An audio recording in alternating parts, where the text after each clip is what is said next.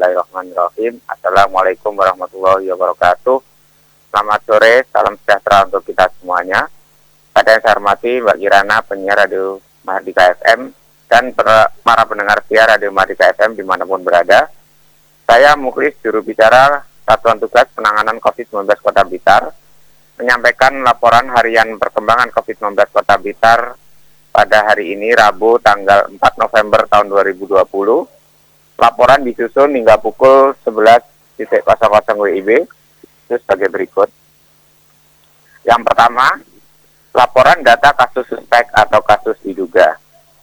Kasus suspek hari ini adalah 1 orang atau berkurang 2 orang dan bertambah 1 orang. Tindak kasus dari suspek ke probable adalah kosong atau nihil, ke konfirmasi adalah 1 orang, dan ke discarded adalah 1 orang. Kasus suspek yang melakukan isolasi di rumah sakit rujukan COVID-19 adalah 1 orang.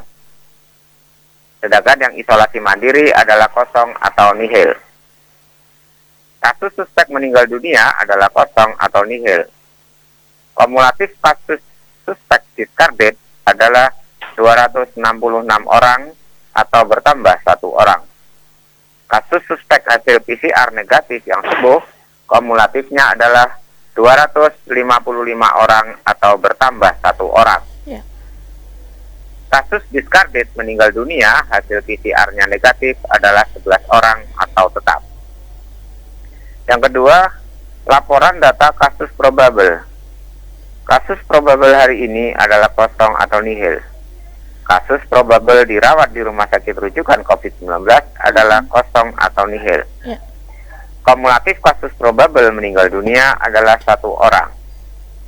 Yang ketiga, laporan data pemantauan kontak erat. Kumulatif kontak erat yang masih dipantau adalah 19 orang atau tetap. Ya. Kontak erat yang pindah kasus ke suspek atau konfirmasi atau discarded adalah kosong atau nihil.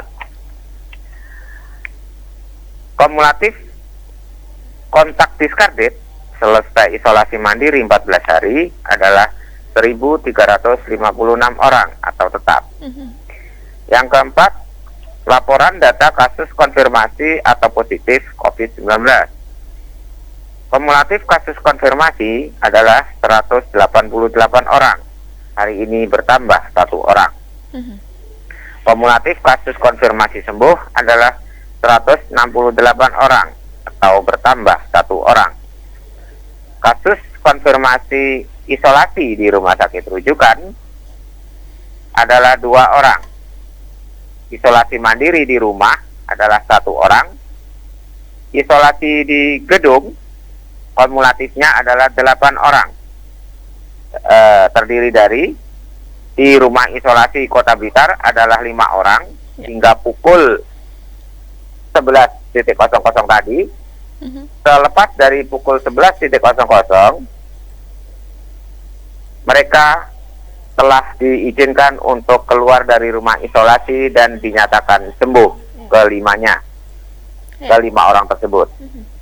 Sehingga di rumah isolasi pada sore hari ini adalah kosong atau nihil. Isolasi di gedung LEK Pojok Garum adalah 3 orang. Baik. Selanjutnya, kumulatif kasus konfirmasi meninggal dunia adalah 9 orang atau tetap. Berikut ini adalah penjelasan perkembangan kasus COVID-19 di Kota Blitar. Ada beberapa informasi kasus baru. Yang pertama adalah kasus konfirmasi atau positif COVID-19. Ya. Kasus konfirmasi pindahan dari kasus suspek adalah seorang laki-laki berusia 54 tahun dari Kelurahan Bedogrit. Sejak tanggal 22 Oktober yang lalu, dia mengeluh badannya lemas, panas atau demam, batuk, dan sesak ringan, serta kepalanya pusing. Pada tanggal 4 November 2020 hari ini, hasil PCR-nya positif. Saat ini yang bersangkutan dirawat di Rumah Sakit Rujukan COVID-19 Kota Blitar. Yang berikutnya adalah kasus konfirmasi seorang laki-laki berusia 47 tahun dari Kelurahan Bendo yang memiliki riwayat perjalanan pulang dari pendidikan dan melakukan pemeriksaan rapid test dengan hasil reaktif. Kemudian yang bersangkutan mengikuti atau melaksanakan pengambilan swab tenggorokan hidungnya pada tanggal 25 Oktober yang lalu. Pada tanggal 26 Oktober, hasil PCR-nya positif. Selanjutnya pada tanggal 4 November 2020 hari ini, telah dinyatakan sembuh dan tetap melaksanakan protokol kesehatan sebagaimana mestinya. Selanjutnya ada informasi kasus baru, yaitu kasus suspek. Ada kasus suspek seorang laki-laki berusia 36 tahun dari Kelurahan Kauman. Memiliki riwayat penyakit ginjal kronik atau sudah menahun, sudah lama, dan memiliki faktor risiko pernah sekamar dengan pasien konfirmasi atau positif COVID-19. Sejak tanggal 2 November 2020 yang lalu, dia mengeluhkan badannya lemas, terlihat pucat, dan kakinya bengkak. Saat ini yang bersangkutan dirawat di Rumah Sakit Rujukan COVID-19 Kota Blitar. Berikutnya adalah kasus suspek seorang perempuan berusia 26 tahun dari Kelurahan Sentul. Sejak tanggal 28 Oktober yang lalu mengeluh batuk, pilek, nyeri tenggorokan, mual, dan muntah. Pada tanggal 4 November 2020 hari ini, hasil PCR-nya negatif dan yang bersangkutan tetap melaksanakan protokol kesehatan sebagaimana mestinya. Demikian Mbak Kirana. Baik, terima kasih Dokter Muklis untuk informasinya hari ini. Ya, Dokter, mohon maaf boleh diinformasikan Dokter bagaimana status zonasi saat ini untuk Kota Blitar untuk pekan ini seperti apa Dokter? Iya, untuk pekan ini kira-kira mulai 2 hari yang lalu ya, itu orange atau oranye.